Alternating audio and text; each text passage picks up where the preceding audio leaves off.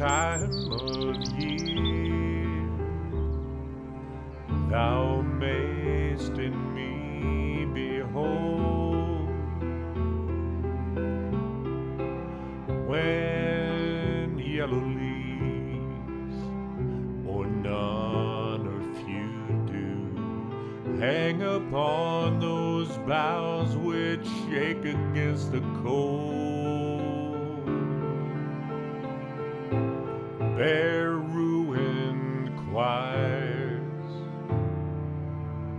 where late the sweet birds sang. In me thou seest the twilight of such day as after sunset fadeth in the west, which by and by black night doth take away death's second self, that seals up all in rest. In me thou seest the glowing of such fire,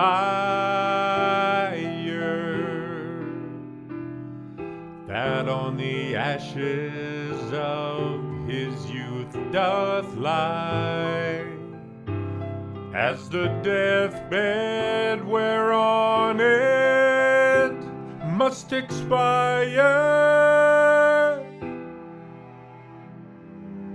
consumed with that which it was nourished by. This thou perceivest, which makes thy love more strong, to love that well, which thou must leave ere long, to love that well, which thou must leave ere long.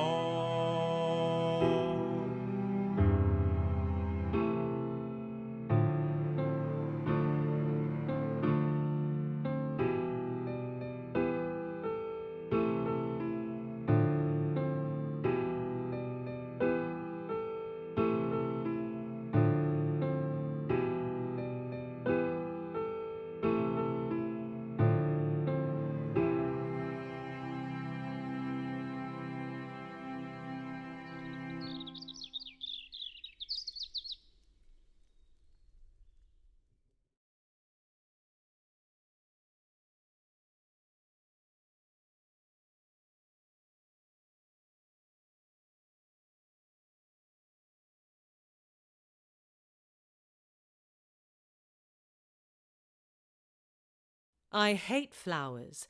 I paint them because they're cheaper than models and they don't move.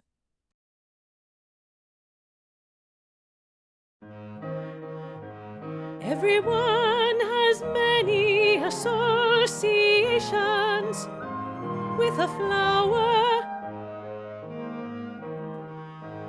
but one rarely takes the time really to see a flower.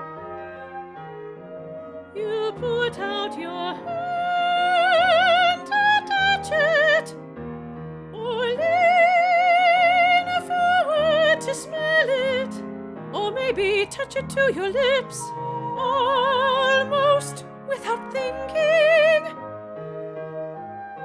or give it to someone to please them. But you rarely take the time really to see a flower. I have painted what each flower means to me, and painted it big enough so others would see what I see. my head that are not like what anyone taught me. Shapes and ideas so near to me, so natural to my way of being. I found I could say things with colors and shapes, things I had no words for, things I couldn't say any other way, things I had no words for. I know I cannot paint a flower. I cannot paint the sun on a desert on a bright summer morning. But maybe I can convey to you, maybe in terms of paint and color, maybe I can convey my experience of the flower, or the experience that makes the flower of significance to me.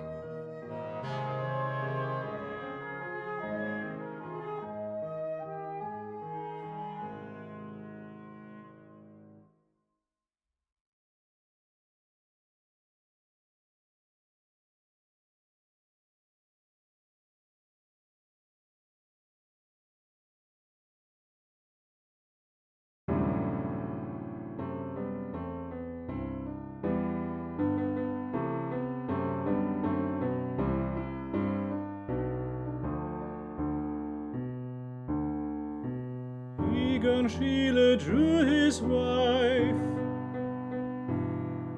6 months pregnant on her deathbed,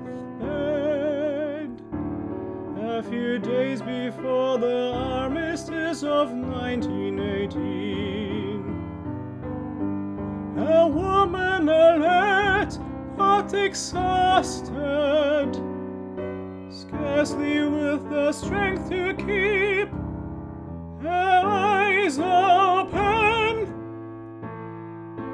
turned almost reproachfully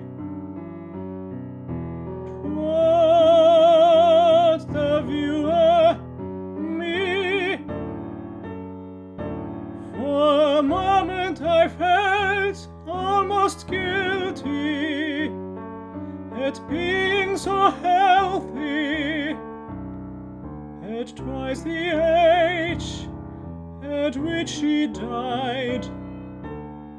What had I done to deserve so much more fortunate a fate?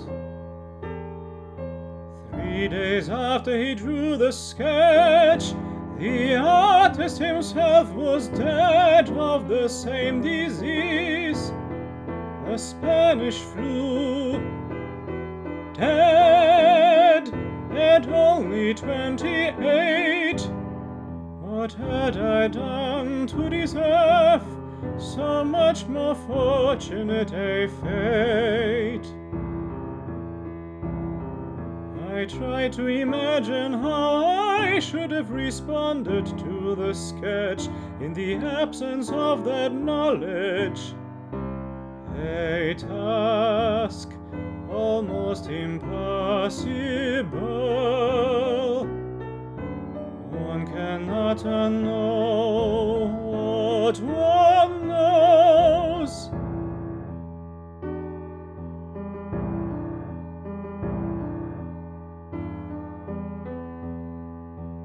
I would, of course, have thought it a fine sketch, for, of course, Schiele was a fine artist, but my assessment of the woman he portrayed might have been very different. I would have feared and mistrusted her. I would have feared and mistrusted her. I should have thought her world weary in the arrogant way that intelligent people sometimes affect for fear of appearing naive.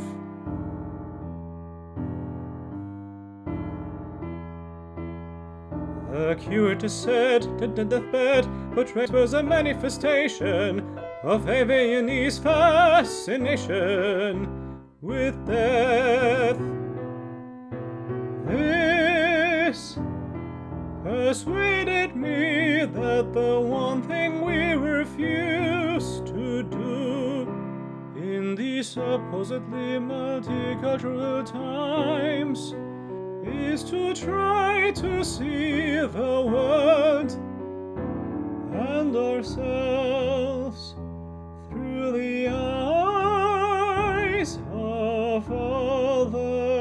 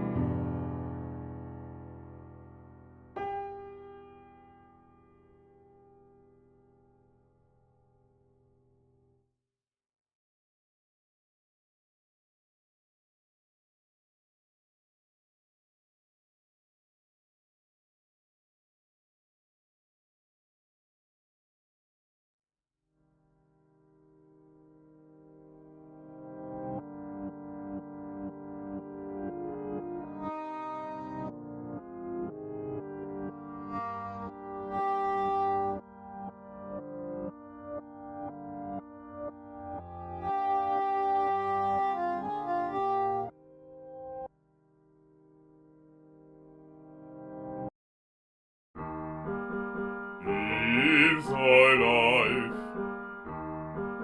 young and old, like your oak, bright in spring, live in gold. Perish then, and then are unchanged. Over you, gold again. All his leaves fallen at length.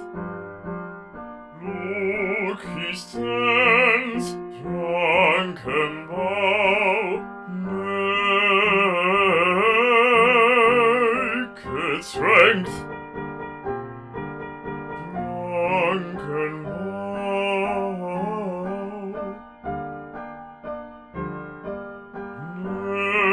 naked strength.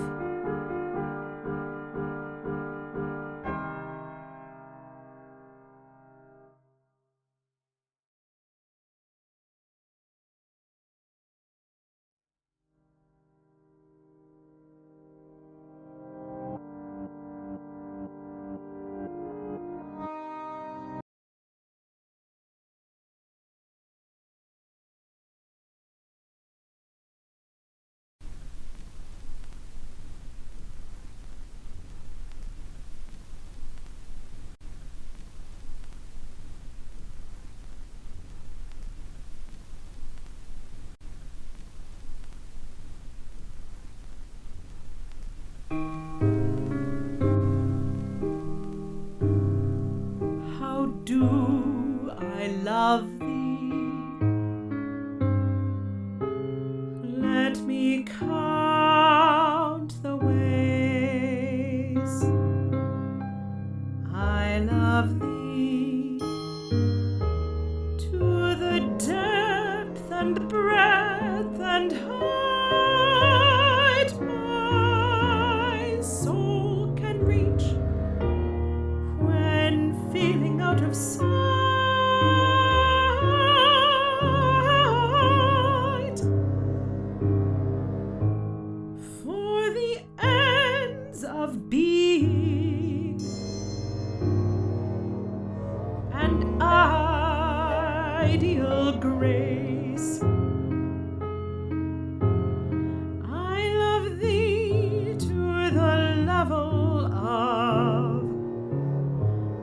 my day's most quiet need, by sun and candlelight.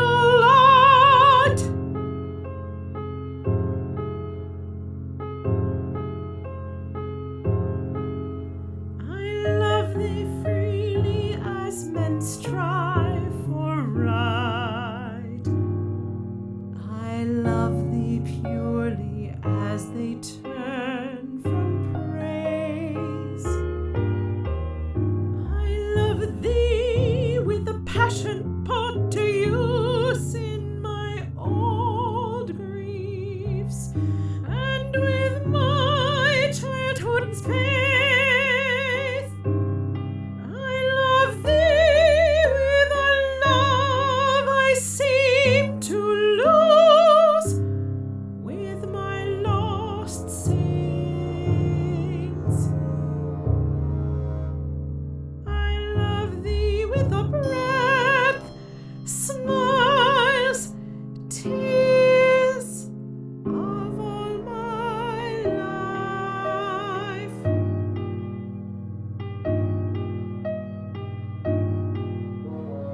And if God choose, I shall but love thee better after death.